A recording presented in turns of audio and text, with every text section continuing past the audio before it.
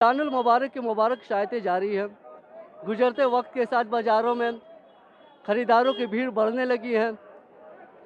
बाज़ारों में भीड़ बढ़ने के साथ साथ दुकानदारों को कई तरह के चैलेंजेस का सामना है। पहले गुज़िश्ता साल 2020 में लॉकडाउन के सबब दुकानदारों को कई परेशानियों का सामना करना पड़ा था।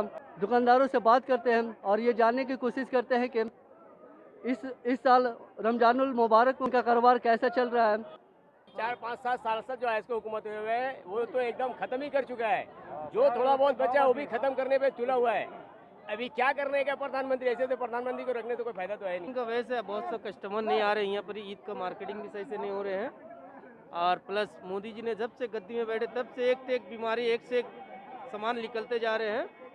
इसीलिए तो कस्टमर, जब भी कोई कस्टमर निकलता है आवाज़ एक उठता है, जब कोरोना हुआ, लॉकडाउन हुआ पड़ेगा, मगर कहीं नहीं देखते लॉकडाउन का कोई चारा रहता है। कारोबार इन साल कोई कारोबार नहीं हो रहा है अंदर, पूरा नॉर्मल में पहले जैसे होते थे, अभी उससे एक कोना तक नहीं हो रहा है अभी तक।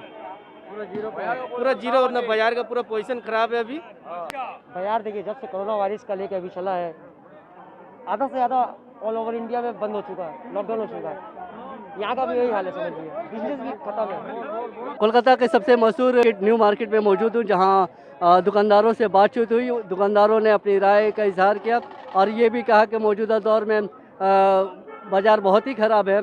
एक तो कोरोना वायरस के सबब लोग बाहर कब निकलते हैं, दूसरा लॉकडाउन की अफवाह जो मंडलाने लगा है उससे मार्केट पे गहरा असर पड़ने लगा है। पता नहीं कि रमज़ानुल मुबारक के माह में कारोबार में बेहतरी आ पाएगी या नहीं, ये कुछ कहा नहीं जा सकता है। कोलकाता से ईटीवी भारत के लिए शमशेर अली की रिपोर्ट।